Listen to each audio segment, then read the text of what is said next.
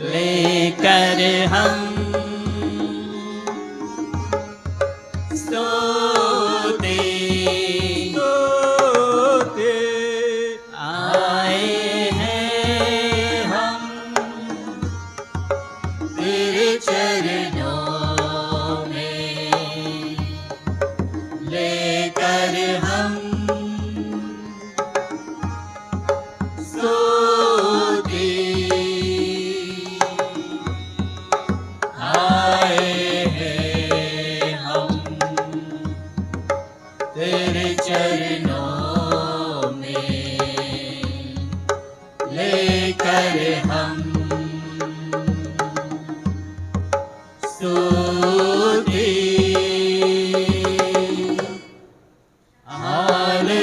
Hallelujah hallelujah hallelujah hallelujah hallelujah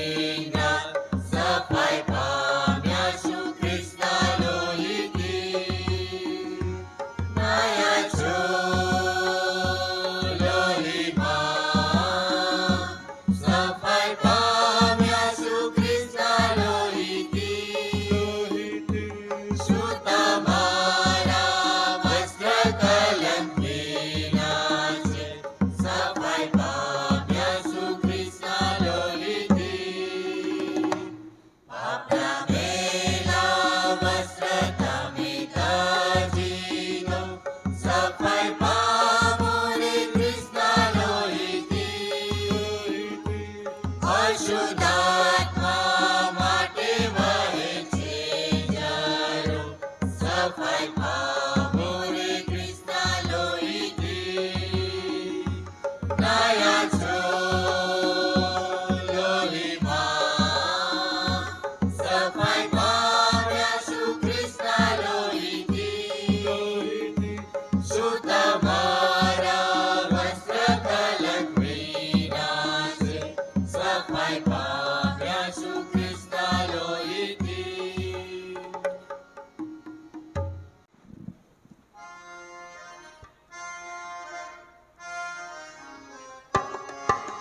Ratan જેવા બહુ કિંમતવાન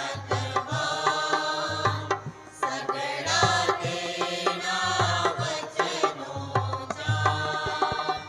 નિત્ય જઈને તું તરહા. જીવન સુખ દેખાશે પ્રાણ. માર્ગ કાજ મશાલ સમાન. પાય ચલાવવા દીપક જાન. નિર્માય બતાવીનું. જો તમને ભય રાખેલું. 59 પાના નંબર 95 ઉપર. હું તમને ખચિત ખચિત કહું છું કે જે વિશ્વાસ કરે છે તેને અનંત જીવન છે. હું જીવનની રોટલી છું. તમારા બાપ દાદાઓએ રાનમાં માન્ના ખાધું અને તેઓ મરી ગયા. જે રોટલી આકાશમાંથી ઉતરે છે તે એ જ છે કે જો કોઈ તે ખાય તો તે મરે નહીં. જે જીવતી રોટલી આકાશમાંથી ઉતરી છે તે હું છું. જો કોઈ એ રોટલી ખાય તો તે સદા જીવતો રહેશે. વળી જે રોટલી હું આપીશ તે મારું માંસ છે. તે જગતના જીવનને સારું હું આપીશ. એ માટે યહૂદીઓ માહોમાહે વિવાદ કરતા કહ્યું કે એ માણસ પોતાનું માંસ આપણને ખાવાને સી રીતે આપી શકે. ત્યારે ઈસુએ તેઓને કહ્યું કે હું તમને ખચિત ખચિત કહું છું કે જો તમે માણસના દીકરાનું માંસ ન ખાઓ અને તેનું લોહી ન પીઓ તો તમારામાં જીવન નથી. જે કોઈ મારું માંસ ખાય છે અને મારું લોહી પીએ છે તેને અનંત જીવન છે અને છેલ્લે દાડે હું તેને પાછો ઉઠાડીશ. કેમ કે મારું માંસ ખરેખરું ખાવાનું છે અને મારું લોહી ખરેખરું પીવાનું છે. જે મારું માંસ ખાય છે અને મારું લોહી પીએ છે એ મારામાં રહે છે અને હું તેનામાં રહું છું. જેમ જીવતા બાપે મને મોકલ્યો છે અને હું બાપને આશરે જીવું છું તેમ જે મને ખાય છે તે પણ મારે આશરે જીવશે. જે રોટલી આકાશમાંથી ઉતરી તે એ જ છે. જેમ તમારા બાપ દાદાઓ ખાઈને મરી ગયા તેવી એ નથી. આ રોટલી જે ખાય છે તે સદા જીવતો રહેશે. તેણે કફરનાઉમમાં ના સભાસ્થાનમાં બોધ કરતા એ વાતો કહી. આમેન. 1 કોરિન્થી 11:23-31. કેમ કે પ્રભુ તરફથી જે મને મળ્યું છે તે મેં તમને પણ સોંપી દીધું. એટલે જે રાતે પ્રભુ ઈસુને પરસ્વાધીન કરવામાં આવ્યો તે રાતે તેણે રોટલી લીધી અને સ્તુતિ કરીને ભાંગી અને કહ્યું કે એ મારું શરીર છે, એને તમારે સારું ભાંગવામાં આવ્યું છે. મારી યાદગીરીને સારું એ કરો. એ જ પ્રમાણે ભોજન કર્યા પછી તેણે પ્યાલો લીધો અને કહ્યું કે આ પ્યાલો મારા રક્તમાં નવો કરાર છે. તમે જેટલી વાર એમાંનું પીવો છો તેટલી વાર મારી યાદગીરીને સારું તે કરો. કેમ કે જેટલી વાર તમે આ રોટલી ખાઓ છો અને આ પ્યાલો પીવો છો તેટલી વાર તમે પ્રભુના આવતા સુધી તેનું મરણ પ્રગટ કરો છો. એ માટે જે કોઈ માણસ અયોગ્ય રીતે પ્રભુની રોટલી ખાશે કે તેનો પ્યાલો પીશે તે પ્રભુના શરીરનો તથા રક્તનો અપરાધી થશે. પણ દરેક માણસે પોતપોતાની પરીક્ષા કરવી અને એમ કરીને રોટલીમાંથી ખાવું ને પ્યાલામાંથી પીવું. કેમ કે પ્રભુના શરીરનો ભેદ જાણ્યા વગર જે ખાય છે તથા પીએ છે તે ખાધાથી તથા પીધાથી પોતાને શિક્ષાપાત્ર ઠરાવે છે. એ જ કારણથી તમારામાં ઘણા દુર્બળ અને રોગી છે અને ઘણા એક ઊંઘે છે. પણ જો આપણે પોતાની પરીક્ષા કરીએ તો આપણો ન્યાય કરવામાં નહીં આવે. આ પ્રભુના વચન છે. પ્રભુ તેના વાંચેલા વચનો પર આશીર્વાદ આપો. આમેન. એ કંઈ આપણે જોઈ શકીએ છીએ તે સગડું ઉત્પન્ન કર્યું છે. એમના કહેવા પ્રમાણે સગડું ઉત્પન્ન થયું છે. પણ માનવ જ એક એવી વસ્તુ છે જે એમણે એમના હાથે ઘડી છે. તે તેમણે આપણને પોતાના હાથે બનાવ્યા છે અને એમાં જીવનનો શ્વાસ ફૂંક્યો છે. સાથે એમણે આપણને તેમની પ્રતિમા પ્રમાણે બનાવ્યું છે અને આપણે તેમના મંદિર છીએ. આપણું શરીર એ દેવનું મંદિર છે, ત્યારે તેને પવિત્ર રાખવું એ આપણી જવાબદારીમાં આવે છે. ત્યારે આપણે આપણા શરીરને પવિત્ર રાખીએ, તેમના વચનમાં બન્યા રહીએ, કેમ કે ઈશ્વરનું વચન કહે છે કે હું જ ખરો દ્રાક્ષાવેલો છું ને તમે મારી ડાળીઓ છો. જે મારામાં રહે છે તે જ ઘણા ફળ લાવે છે. માટે આપણે આ વચન પ્રમાણે ચાલી શકીએ તે માટે આપણે ગીત ગાઈશું, પવિત્ર મુજે બનાતે.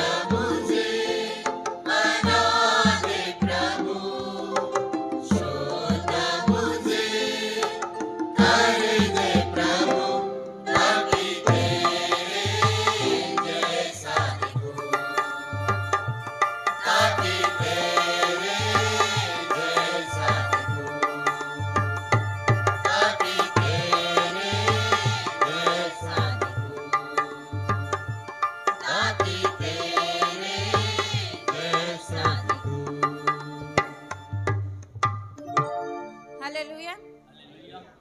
આપણે ઈશ્વરની સ્તુતિ કરતા હજી એક ગીત ગાઈશું, કેમ કે ઈશ્વર સારા છે, ભલા છે, તેમની કૃપા સદા ટકી રહે છે.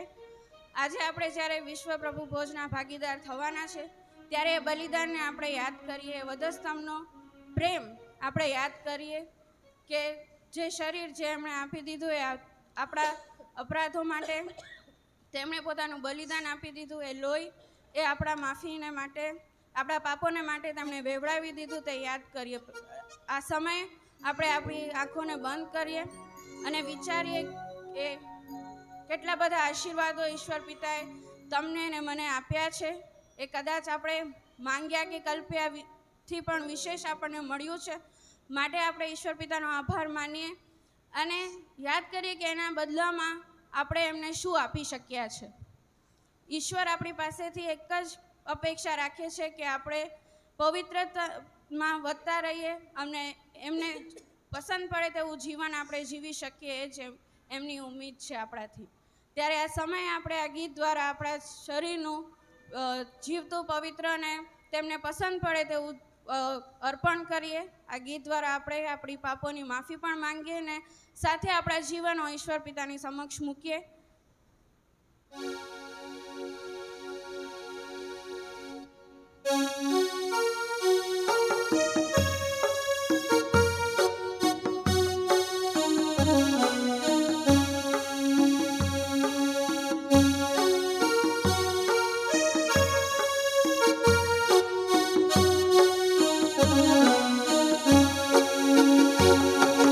यीशुने अपना खून बहा के मुझे बचा लिया।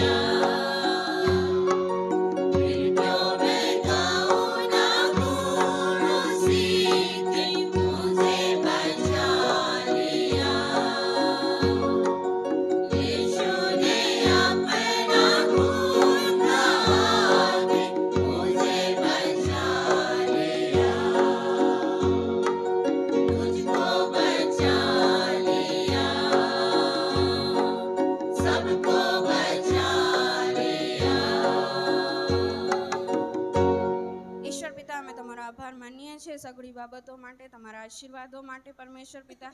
આ સમયે અમે અમારી પાપોની માફી પણ માંગીએ છીએ પરમેશ્વર પિતા, અને અમારા જીવનો અમે તમારી આગળ સમર્પિત કરીએ છીએ. અમારી આભાર સ્તુતિના અર્પણો તમારી સમક્ષ માન્ય થાવ એવી પ્રાર્થનાને વિનંતી કરતા તમારા નામમાં માંગીએ છીએ. સાંભળો ને સ્વીકારો બાપ. આમીન. આમીન. કે મેં બીજી તારીખ, આજે બીજી તારીખ એવું મેં પણ ઓલું પ્રાંતિજનું મનમાં રહેતું હતું એટલે બીજી તારીખ લખાઈ ગઈ હતી, માફ કરજો. પણ એ 6ઠી તારીખ, આજે 6ઠી તારીખ છે. આજે પાસ્ટર વેલફેર ફંડ આપણે ઉઘરાવવાનું છે 2 પ્રકારે.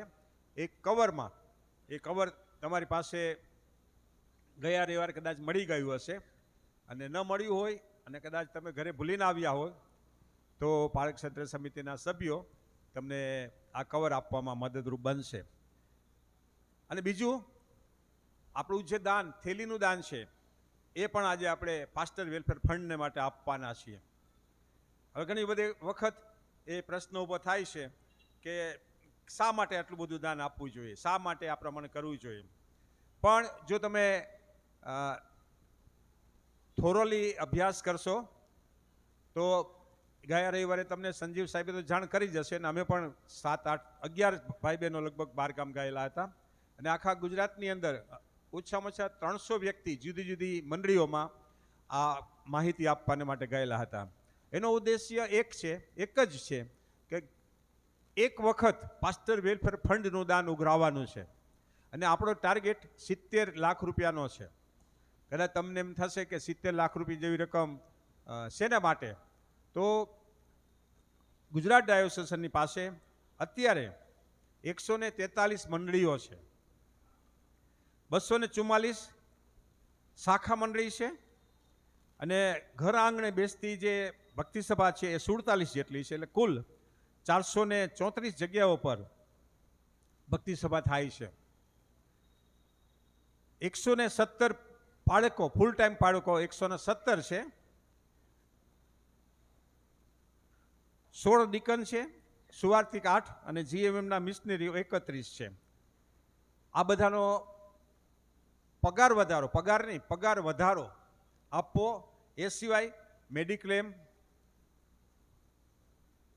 બાળકોના અભ્યાસને માટે શૈક્ષણિક સહાય, પાસ્ટર એપ્રિસિએશન દ્વારા ઉત્તેજન આપવાનું, નિવૃત્ત બાળકોને સહાય. આપણે જાણીએ છીએ નિવૃત્ત થતા બાળકોને ડાયોસેશન મારફતે ઉચ્ચક રકમ આપવામાં આવે છે. એમાં મંડળી પણ સામેલ થાય છે, વ્યક્તિગત પણ લોકો સામેલ થાય છે, અને બાળકો પણ એમાં સામેલ થતા હોય છે. તમે જાણતા નહીં હો, પણ એક બાળક નિવૃત્ત થાય કે ચાલુ સેવામાં મરણ પામે તો દરેક બાળકના પગારમાંથી 1000 રૂપિયા કપાય છે.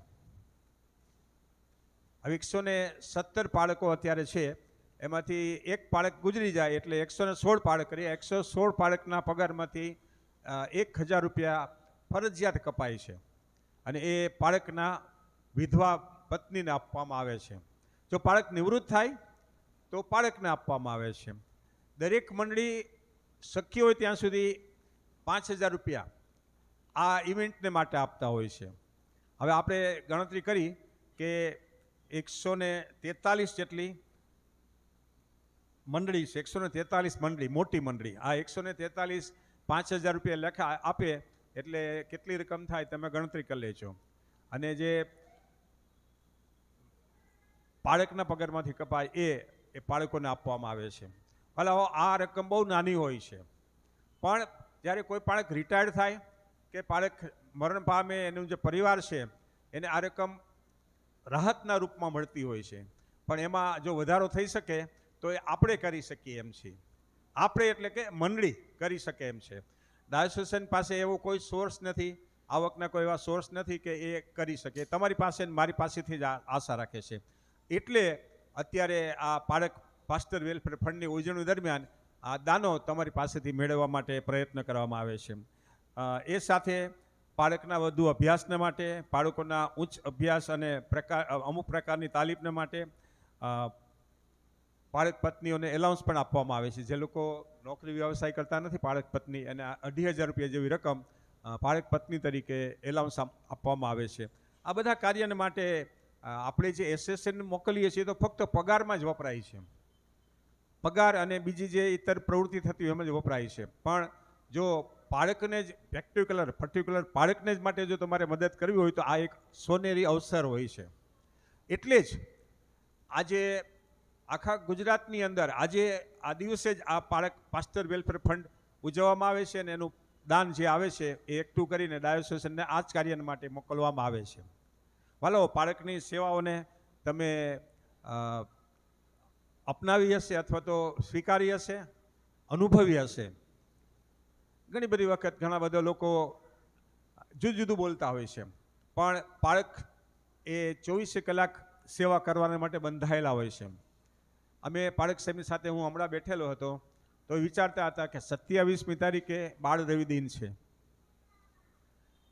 આણંદની અંદર એમના કોઈ પરિવારનું એક સારો પ્રસંગ છે. હવે વિચારે છે કે મારે જાવું કે નહીં. તમે તો રજા લઈ લ્યો, હું મારી ઓફિસમાંથી તરત 5 દિવસની 10 દિવસ રજા લઈ લઈશ, પણ બાળક વિચારે છે કે મારે મંડળી છોડીને રવિવારે જ પ્રસંગ છે, જાવું કે નહીં એમ. ભલે આવું ઘણું બધું ત્યાગ બાળક પરિવાર કરતા હોય છે.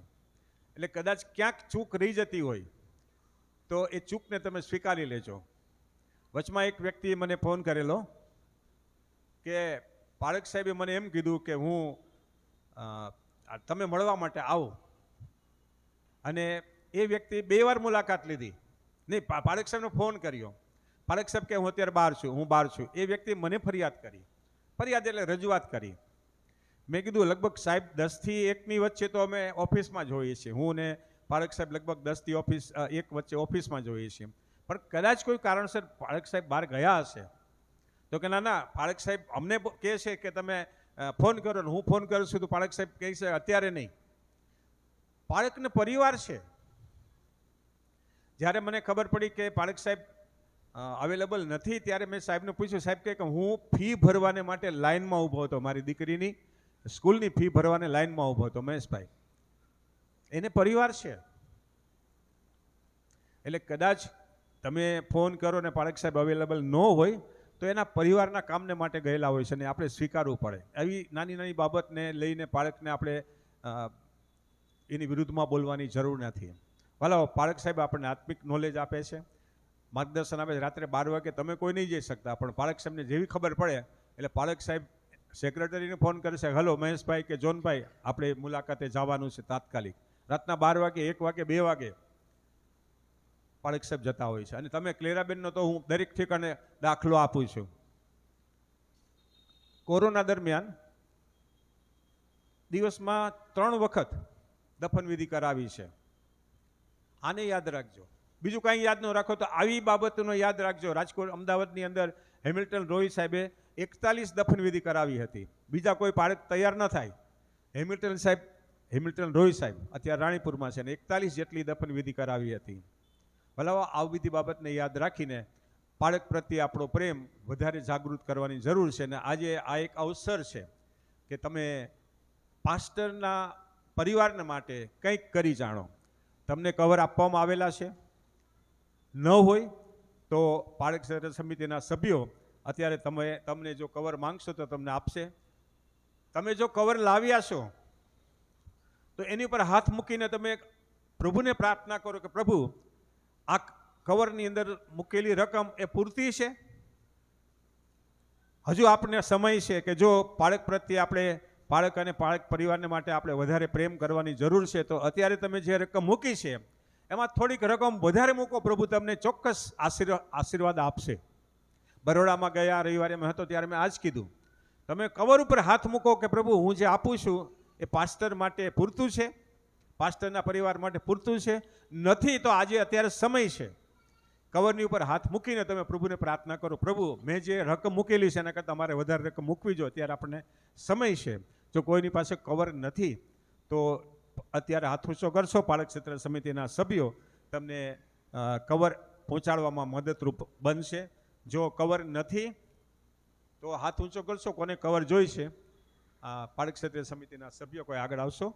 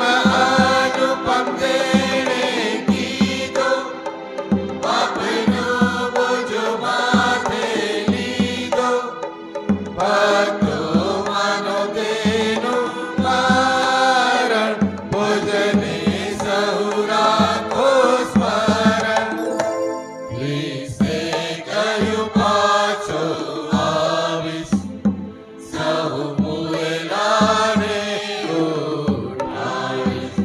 ત્યાં લગ મારું સ્મરણ કરો, ને ભરોસે આશા ધરો. ખ્રિસ્તે કરી પાપ નિવારણ.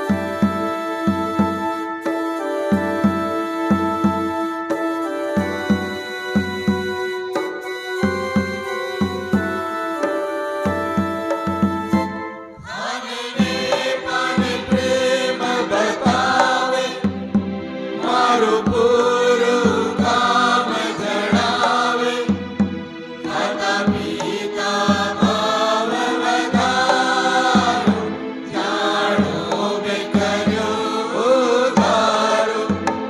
ધનને પણ પ્રેમ બતાવે, મારું પૂરું કામ જણાવે, ખાતા પીતા ભાવ વધારો, જાણો મેં કર્યો ઉધારો.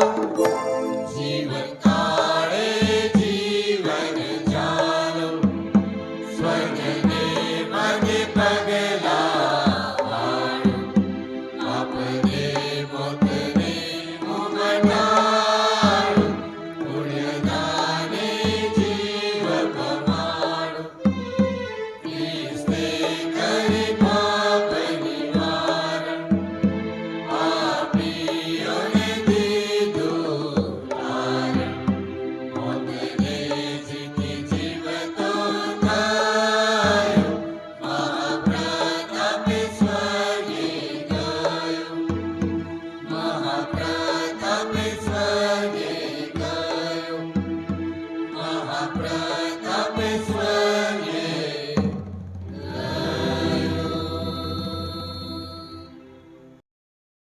હે અમારા પવિત્ર પવિત્ર પવિત્ર ઉચ્ચ તથા ઉન્નત રાજ્યાસન પર બિરાજનાર એવા અમારા દેવ, તમારી પાસે આવીએ છીએ, અમારી જાતને તમારી સમક્ષ નમાવીએ છીએ, અમારી જાતોને તમારી સમક્ષ આગળ ઊભા રાખીએ છીએ, કારણ કે અમે પાપી છીએ. પિતાજી, તમે અમને માફ કરો કે જેથી અમારા મુખો દ્વારા બોલાયેલા એક એક શબ્દ તમારી મેજની આગળ માન્ય થઈ શકે એવું થવા દેજો. પિતાજી, આ સમયે ખાસ પ્રાર્થના કરીએ છીએ અને તમારો આભાર માનીએ છીએ કે તમે અમને દરેક વાનાથી વેષ્ટિત કર્યા છે, તમે દરેક વાનાથી તમે અમને તૃપ્ત કર્યા છે. જે અમે માંગીએ છીએ, જે અમે વિચારીએ છીએ, તે તમે આપો છો. પિતાજી, દરેક સંજોગોની અંદર ઘણી બધી વખત અમે વિચાર્યું પણ ના હોય એના કરતાં વિશેષ તમે અમને પૂરું પાડો છો, એના માટે તમારો આભાર માનીએ છીએ. પિતાજી, અને પિતાજી, આ અમારા જે નાણાં છે એ પણ તમારા જ દ્વારા આપેલું જે દાન છે એના માટે તમારો આભાર માનીએ છીએ. એમાંથી જે જૂજ અર્પણો તમારા માટે લાવવામાં આવ્યા છે એના માટે ખાસ પ્રાર્થના કરીએ છીએ. એ જે કારણોસર અમે જે દાન એકઠું કર્યું છે એને પ્રભુ ઈસુ ખ્રિસ્તના નામમાં આશીર્વાદિત કરો. પિતાજી, અને જે બાળકો માટે એ દાન વપરાય એ પિતાજી એ તમારા માન અને તમારા મહિમાને અર્થે હોઈ શકે એવું થવા દેજો. બાળકોના જીવનો, કારણ કે તમે એ લોકોને અભિષિક્ત કર્યા છે, તમે એ લોકોને અલગ કર્યા છે. પિતાજી, કારણ કે તમારું વચન કહે છે કે તેડાયેલા તો ઘણા છે પણ પસંદ કરેલા થોડા છે. ત્યારે તમારા પસંદ કરેલા લોકને માટે જ્યારે અમે અર્પણો લાવ્યા છે ત્યારે તમારા અર્પણોનો તમે સ્વીકાર કરો. પિતાજી, અને આ અર્પણો કોઈ પણ રીતે ખોટી રીતે ના વપરાય, પણ એ જે બાળકોના હાથ સુધી જઈ શકે, એ લોકોની જરૂરિયાતો પૂરી થઈ શકે, અને જે બાબતોને માટે કદાચ એ લોકોએ વિચાર્યું હશે કે હું આ રીતે કરું, પોતાના ફેમિલી માટે હું આ રીતે વપરાઉં, આટલા રૂપિયાની જરૂર છે, ત્યારે પિતાજી સર્વથી વિશેષ દરેકને પૂરું પાડનાર દેવ તમે છો. ત્યારે પિતાજી, અમે તો એક નિમિત્ત માત્ર બની જઈએ અને અમારા દાનો એ તમારી આગળ એવી રીતે માન્ય થાય કે ફક્ત અને ફક્ત એની અંદર તમારો જ મહિમા થાય તેવું થવા દેજો. પિતાજી, આ દાનો દ્વારા જેના કુટુંબની અંદર આ દાનો છે એ દાનો ભરપૂરીપણામાં એ લોકોના માટે જરૂરિયાતોને માટે વપરાઈ શકે. અને પિતાજી એ લોકો જ્યારે તમારા કાર્યો કરે છે ત્યારે પિતાજી એ લોકોને તમારા દ્વારા તમારો આશીર્વાદ તમે આપો પિતાજી. અને અમારા દરેક બાળકોની તંદુરસ્તીને, એ લોકોના ફેમિલીની તંદુરસ્તીને, એ લોકોના બાળકોના ભણતરને, દરેક બાબતો અમે તમારા હાથમાં મૂકી દઈએ છીએ પિતાજી. દરેક ફેમિલીને, દરેક પાળક કુટુંબને, દરેક પાળક પત્નીઓને, દરેક વિધવા પાળક પત્નીઓને, દરેક જે એવું બની શકે કે જે લોકોની પત્નીઓ નથી અને બાળકો એકલા છે, એ દરેક સંજોગોની અંદર, દરેક પરિસ્થિતિઓની અંદર તમે એ લોકોની સાથે ઊભા રહો પિતાજી. તમે એ લોકોની મધ્યમાં એક મધ્યસ્થતા તરીકે કામ કરો પિતાજી. અને આ દાનો દ્વારા એ લોકો તમારામાં વધારે ને વધારે આગળ વધે તેવું થવા દેજો પિતાજી. આ દરેક વિનંતીઓ તમારી મેજ આગળ માન્ય થઈ શકે એવું થવા દેજો. પ્રભુ ઈસુના નામમાં માંગીએ છીએ, આમીન. આજે આખું વિશ્વ આ પવિત્ર મેજમાં સામેલ થઈ રહ્યું છે. પ્રભુ જે મંડળીને લેવા આવનાર છે એ સાર્વત્રિક મંડળી, અને એના એક અંગ તરીકે આજે આપણે આ મેજની પાસે આવવાના છીએ. ત્યારે એનું મહત્ત્વ સમજીએ એ બહુ જરૂરી છે. બરાબર, એ શું છે? કેમ કે જાણ્યા વગર, સમજ્યા વગર એનો અર્થ, એનો ભેદ, એનો મર્મ, એનું રહસ્ય જેની કાંઈ ખબર જ નહીં હોય, અને એ રીતે જ્યારે આપણે એ લઈએ છીએ તો બાલાઓ, બાઇબલ કહે છે કે આપણે ખ્રિસ્તના લોહીના અને તેના પવિત્ર દેહના અપરાધી બનીએ છીએ, ગુનેગાર બનીએ છીએ. આ જ મેજ જે આપણા માટે આશીર્વાદ સ્વરૂપે પરમેશ્વર દ્વારા આપવામાં આવેલી બહુ અદ્ભુત ભેટ છે, એ જ મેજ એની સમજણ વગર જ્યારે આપણે એમાં સામેલ થઈએ છીએ ત્યારે આપણા માટે બહુ મુશ્કેલ બની જાય છે. આપણે એના ગુનેગાર બનીએ છીએ. અને માટે આ પવિત્ર મેજ વિશે કેટલીક બાબતો તમારી આગળ પ્રભુના વચનમાંથી મૂકવાનો પ્રયત્ન કરીશ.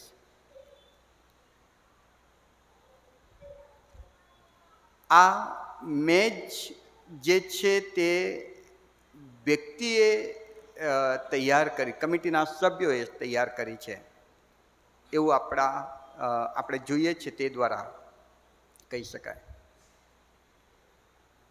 પણ ખરેખર આ મેજ ઈશ્વર પિતાએ ગોઠવેલી છે. અને જ્યારે ઈશ્વર પોતે તૈયાર કરીને કશુંક આપણી આગળ લાવે છે ત્યારે એની પવિત્રતા, એની ગંભીરતા વધી જાય. વાલો, એ ઈશ્વર કે જેની સન્મુખ દૂતોને કરુબો પણ પોતાને ઢાંકે છે, એ ઈશ્વર પોતે પોતાના દીકરાને, એકના એક દીકરાને ભાંગીને, તોડીને, એના એ ભાંગેલા દેહ અને એના બેવડાવેલા લોહીને આપણી સમક્ષ લઈને આવે છે. તમે વિચાર કરો, કેટલી અદ્ભુત આ પળ છે અને કેટલી પવિત્ર આ મેજ છે. આપણા માટે તો આ ઉત્સવ હોવો જોઈએ, તહેવાર હોવો જોઈએ. 10 સ્લાઇડ મેં તૈયાર કરી છે ને 10 એવી બાબતો કે જે કદાચ તમને ખબર હશે પણ ફરી એકવાર તમારા ધ્યાન પર લાવવાનો પ્રયત્ન કરીશ. બહુ ઝડપથી એ સ્લાઇડને જોવાનો પ્રયત્ન કરીશું કે આ પ્રભુ ભોજનના પવિત્ર મેજનું મહત્ત્વ શું છે.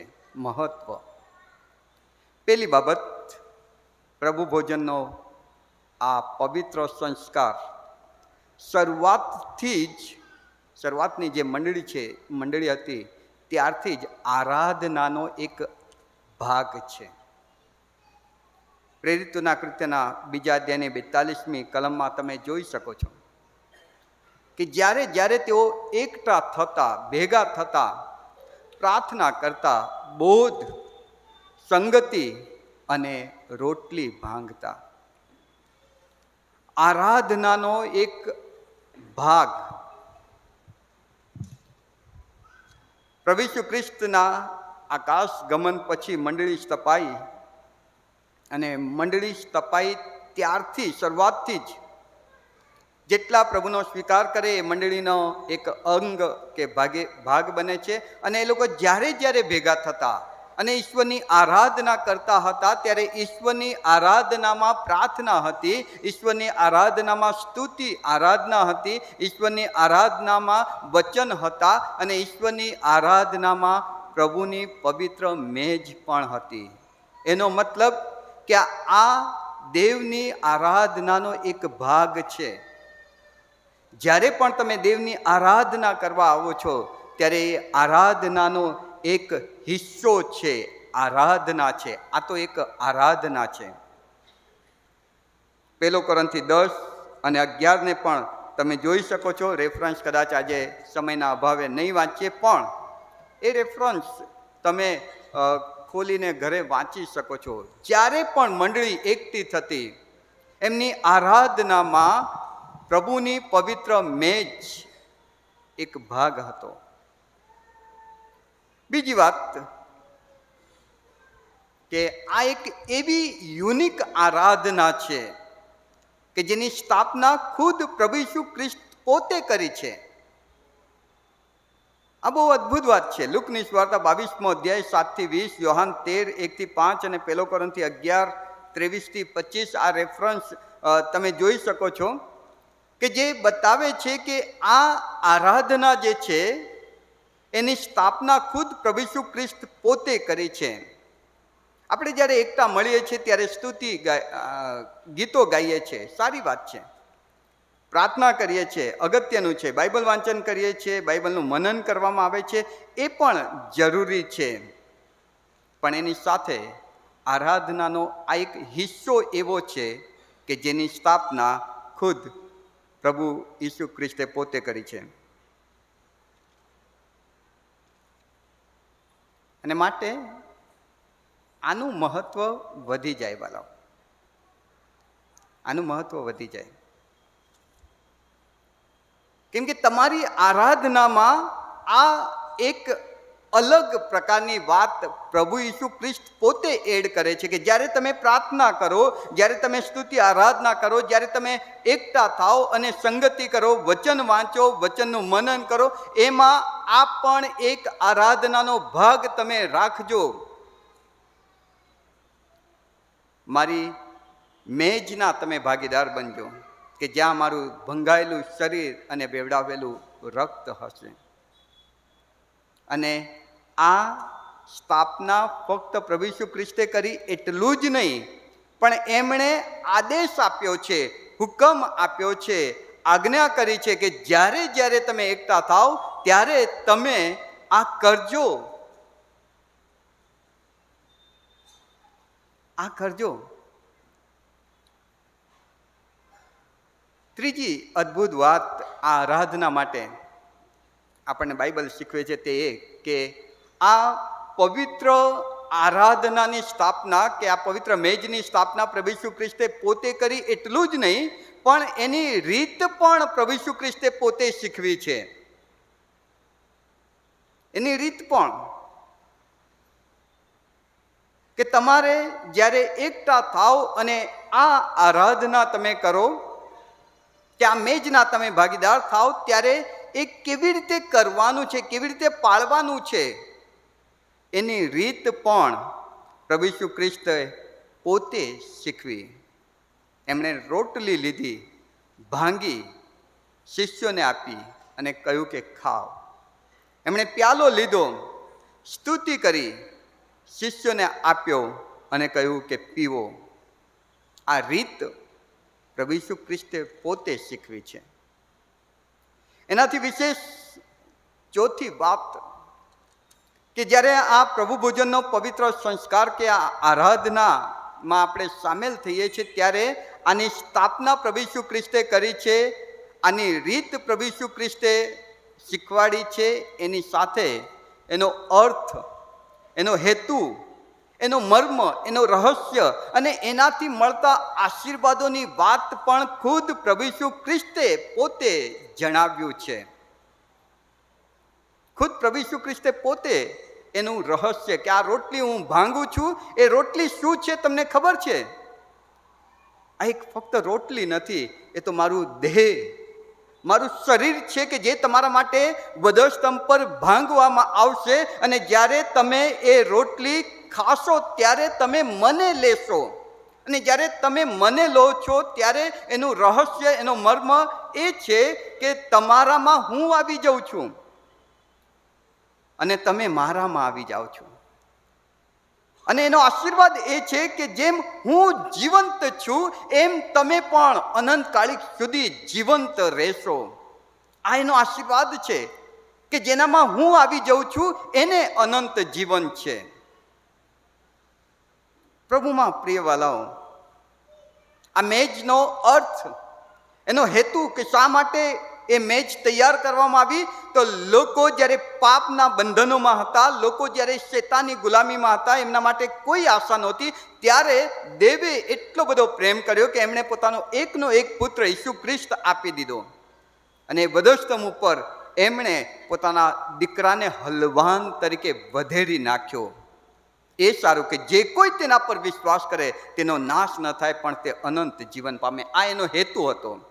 અને જ્યારે એ હેતુ ત્યાં દેવે સાબિત બધાની આગળ જાહેર કર્યું અને હેતુ સાથે જ્યારે આપણે હવે એને લઈએ છીએ ત્યારે પ્રભુ ઈસુ ખ્રિસ્ત કહે છે કે એનો આશીર્વાદ તમને ખબર છે કે હું તમારામાં આવી જાઉં છું, તમને હું મારામાં, આપણે એક થઈ જઈએ છીએ. અને જે હું છું એ તમે, અને જે તમે છો તે હું બની જાઉં છું. પાઉલ કહે છે કે હવે હું નથી જીવતો, મારામાં મારો ખ્રિસ્ત જીવે છે, કેમ કે હું એને રોજ મારામાં લઉં છું. પ્રભુમાં પ્રિયવાલાઓ, હેતુ, અર્થ, એનો આશીર્વાદ, એનું રહસ્ય, એનો મર્મ જાણ્યા વગર જો આને લેશો તો કોઈ એનો લાભ નહીં મળે. અને માટે પ્રભુ ઈસુ ખ્રિસ્તે સમરૂની બાઈની સાથે જ્યારે ડિસ્કશન કર્યું ત્યારે કહ્યું કે જો દીકરી, સમરૂની બાઈને કહ્યું કે બાઈ, સમજણ વગર કરેલી આરાધના અર્થ વગરની છે. તમે જેને ભજો છો એને જાણો છો? તમે જે કરો છો એ સમજો છો? જો સમજ્યા વગર અને જાણ્યા વગર તો જો તમે કરો છો તો એનો કોઈ લાભ નહીં મળે. અને માટે સમજણ સાથે, અને માટે પ્રભુ ઈસુ ખ્રિસ્તે આ આરાધના અથવા તો આ મેજની રહસ્ય, અર્થ કે હેતુ કે આશીર્વાદ પોતાના શિષ્યોની આગળ ખુલ્લો કર્યો.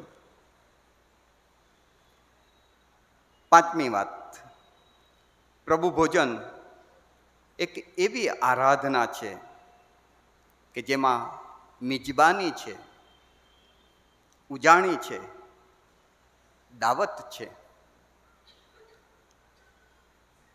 પ્રાર્થના એમાં મેજ ખાવા પીવાની વાત નથી આવતી. સ્તુતિ આરાધના એમાં ખાવા પીવાની વાત નથી આવતી. વચન વાંચવામાં આવે છે, મનન કરવામાં આવે છે, ત્યારે પણ કોઈ મેજ દેખાતી નથી. ત્યાં કંઈ ખાવા પીવાની વાત નથી. પણ આ એક યુનિક આરાધના છે કે જેમાં મેજ છે કે જ્યાં તમને જમવા માટે આમંત્રણ આપવામાં આવે છે. ખાવા પીવાની આશીર્વાદ રૂપી એ ભોજન અને આશીર્વાદ રૂપી એ પ્યાલો ત્યાં મૂકવામાં આવ્યો છે કે જેમાં આપણને સામેલ કરવામાં આવે છે. શરૂઆતની આરાધના આ ટાઈપની હતી. જૂના કરારમાં જો તમે જોશો નિર્ગમન 24માં અધ્યાયમાં, ત્યાં મૂસા અને 12 વડીલો દેવની આગળ, પરમેશ્વરની આગળ હજુરીમાં જાય છે, અર્પણો લઈને જાય છે. અને ત્યાં બાઇબલ કહે છે કે એમણે દેવને જોયા. દેવને જોયા એટલે દેવનો મહિમા જોયો. બહુ અદ્ભુત દેવનો મહિમા. આમ તો બાઇબલ કહે છે કે દેવને જોયા પછી કોઈ જીવતો રહી શકે નહીં. માણસની તાકાત નથી કે દેવનું દર્શન કરી શકે, દેવને જોઈ શકે. એ જોયા પછી માણસ મૃત્યુ જ પામી જાય. એટલા અદ્ભુત, એટલા પવિત્ર ઈશ્વર છે. પણ બાઇબલ ત્યાં કહે છે કે એમણે દેવને જોયા, દેવનો મહિમા જોયો, અને દેવે એમના પર હાથ ઉગામ્યો નહીં. એ જીવતા રહ્યા. અને ત્યાં તેઓએ દેવની આગળ જે અર્પણ લઈ ગયા હતા ને, એ અર્પણ રજૂ કર્યું, અને એ અર્પણમાંથી એમણે ખાધું પીધું. આ આરાધના, સંપૂર્ણ આરાધના છે. એમણે દેવની આગળ પોતાને રજૂ કર્યા. દેવની આગળ કદાચ એમણે એમની પ્રાર્થનાઓ કરી હશે, દેવની આગળ એમણે સ્તુતિ આરાધના કરી હશે, દેવને મહિમા આપ્યો હશે, દેવના વચનો જે એમને સ્મરણમાં હશે એ એમણે બોલ્યા હશે, અને એની સાથે પોતાનું અર્પણ રજૂ કર્યું. અને ત્યાં દેવની આગળ, દેવની હજુરમાં એમણે એ અર્પણમાંથી ખાધું અને પીધું. વાલાઓ, આ એક એવી મેજ છે કે જે ઉજાણી કે એક દાવતનો માહોલ ઊભો કરે છે. આવો મારા બાપના આશીર્વાદિતો, પ્રભુ ઈસુ ખ્રિસ્તનું શરીર અને તેનું પવિત્ર લોહી જમવાનું છે. અને ઈસુ ખ્રિસ્ત પોતે આમંત્રણ આપે છે, લો ખાઓ પીઓ, કે જે તમારા માટે તૈયાર કરવામાં આવી છે. છઠ્ઠી વાત, આ એક એવી યુનિક આરાધના છે, આ એક એવી યુનિક વ્યવસ્થા પ્રભુએ આપણને આપી છે કે જેમાં બલિદાન પાયામાં છે. અને બલિદાન રજૂ કરનાર કોઈ માણસ નથી, દેવ પોતે બલિદાન રજૂ કરે છે. આપણે જે આરાધના કરીએ છીએ વાલાઓ, સ્તુતિ, આરાધના, પ્રાર્થના કે ગીતો ગાવું કે પછી બાઇબલ વાંચન ને મનન, એમાં બલિદાન નથી. અને જો આપણે અર્પણો ચઢાવીએ છીએ, અર્પણો લઈને આવીએ છીએ, તો એ આપણે માણસ તરીકે ચઢાવીએ છીએ ઈશ્વરની આગળ, અને ઈશ્વર સ્વીકારે છે. પણ અહીં આખી ડિફરન્ટ સ્ટોરી છે, અલગ પ્રકારની વાત છે.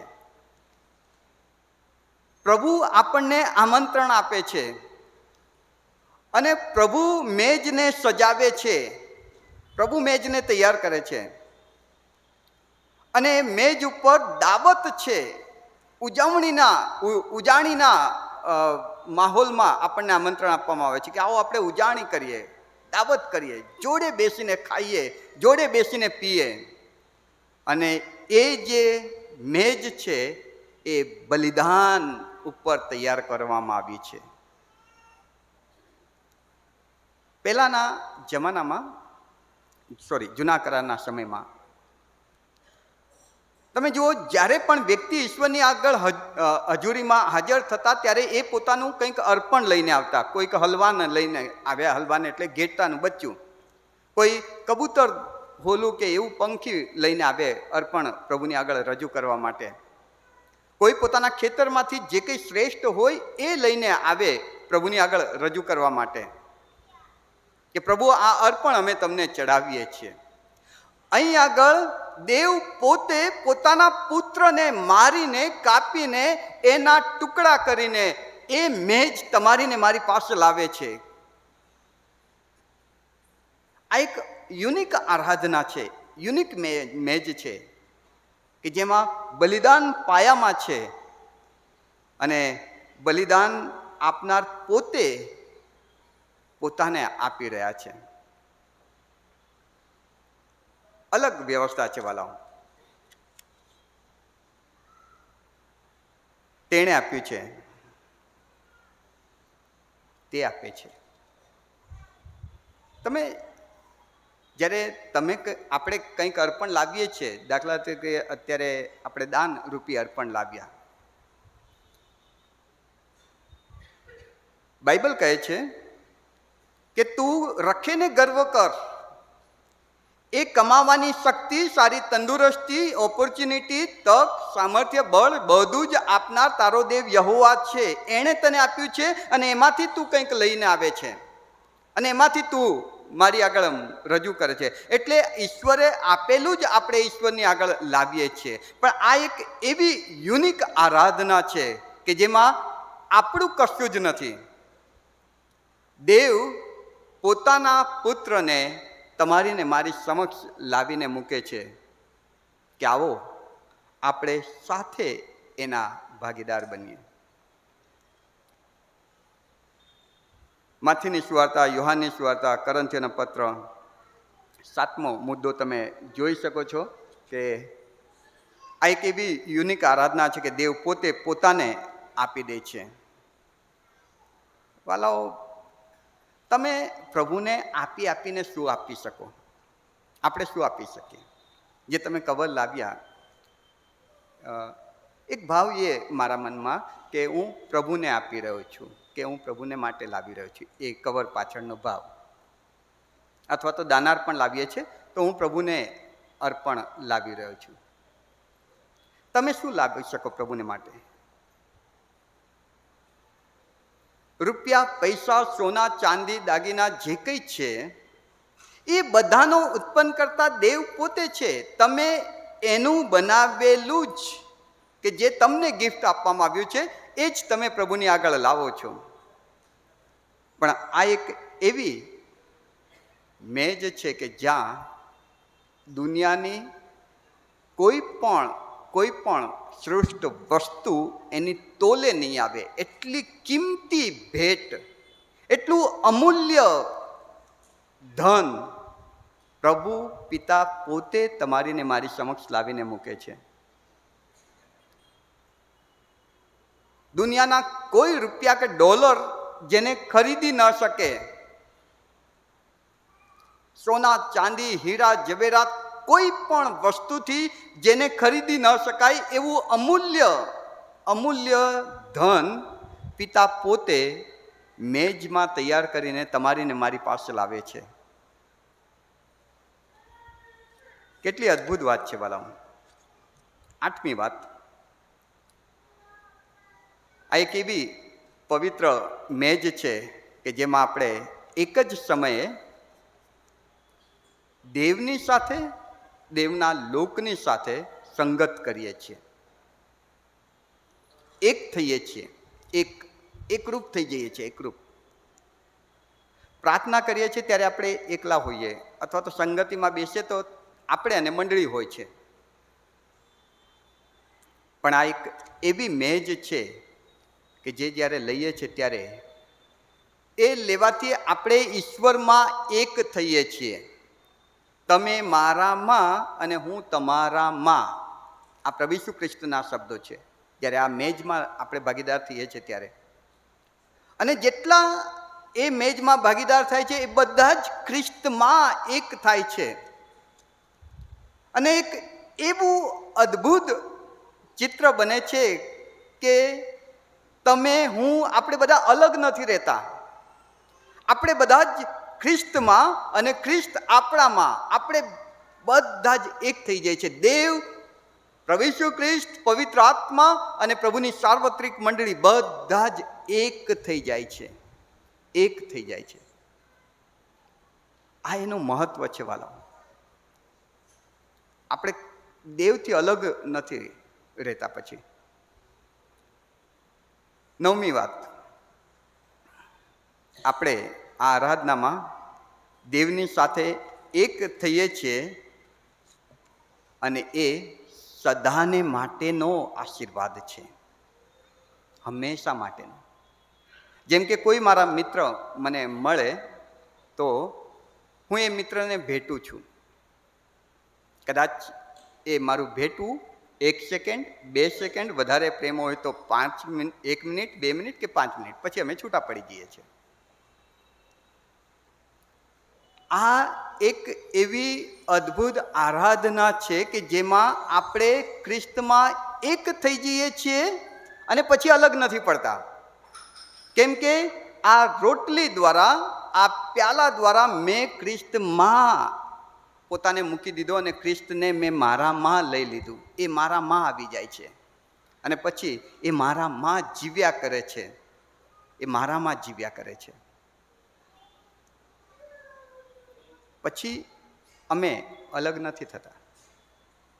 ખ્રિસ્ત મારું લોહી બની જાય છે, અથવા તો મારું લોહી ખ્રિસ્તમય બની જાય છે. મારો આત્મા એ રીતે ખ્રિસ્તમાં એકરૂપ બને છે. અને માટે વાલાઓ, આ મેજ બહુ જ મહત્વની બની જાય છે.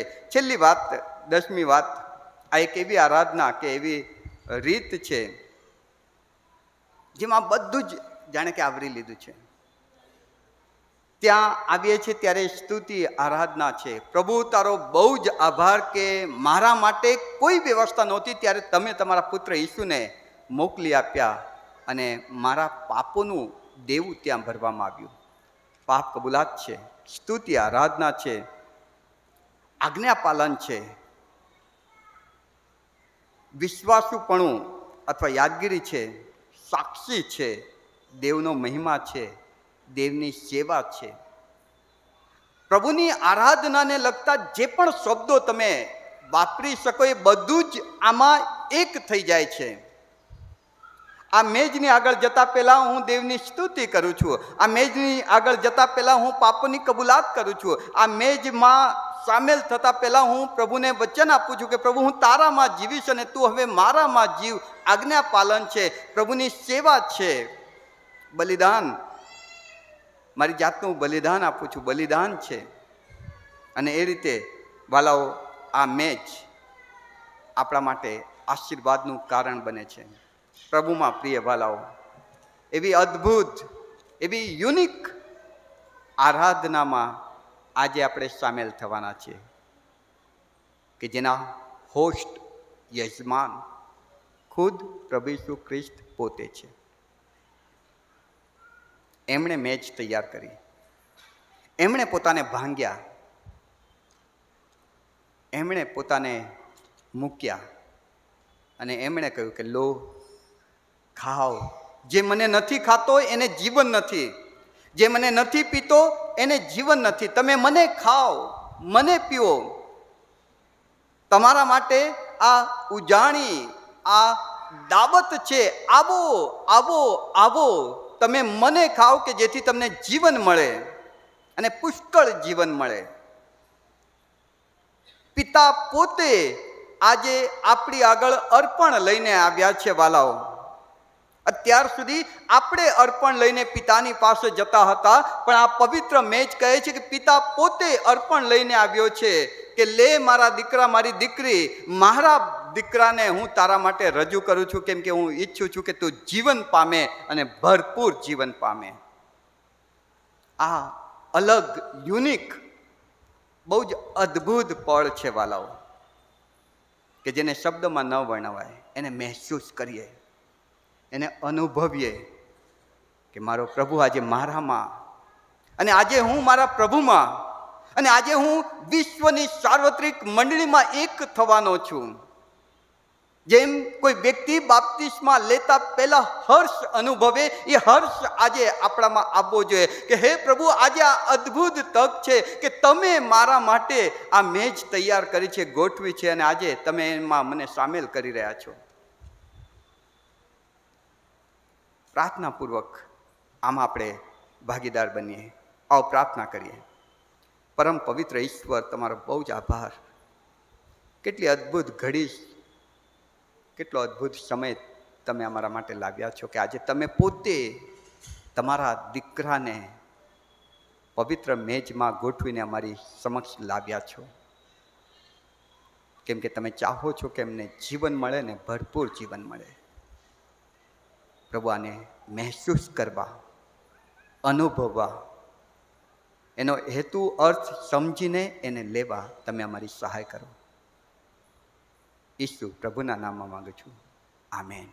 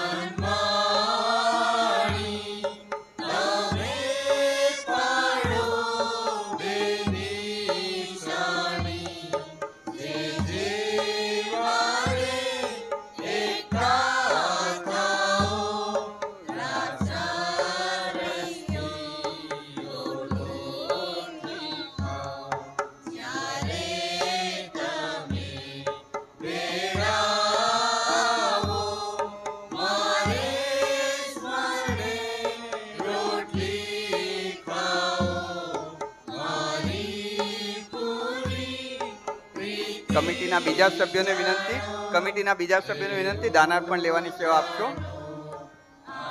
સ્ટેનલી,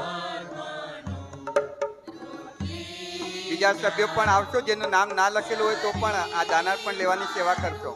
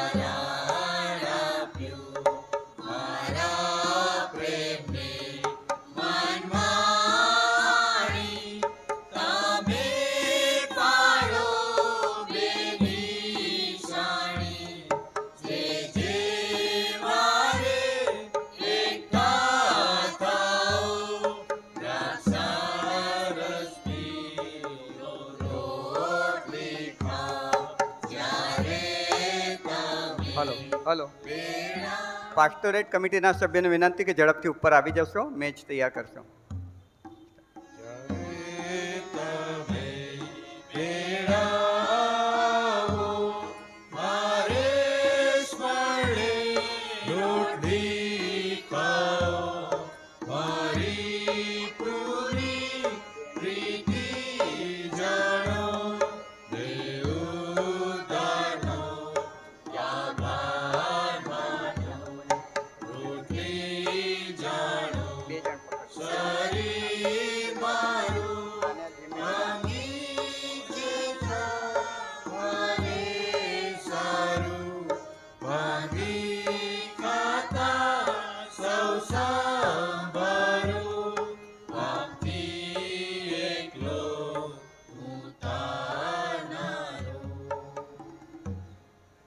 સમજ શક્તિની બહાર છે, તે આપણા હૃદય અને આપણા મનને ઈશ્વર અને તેમના પુત્ર ઈસુ ખ્રિસ્ત દ્વારા આપણા પ્રભુના જ્ઞાન અને પ્રેમમાં સંભાળી રાખે અને સર્વશક્તિમાન ઈશ્વર પિતા, પુત્ર અને પવિત્ર આત્માનો આશીર્વાદ આપણા સર્વ પર, વિશેષ કરીને શેનાય રાજકોટ પરિવાર પર ઉતરી આવે, સદા આપણી સાથે રહે.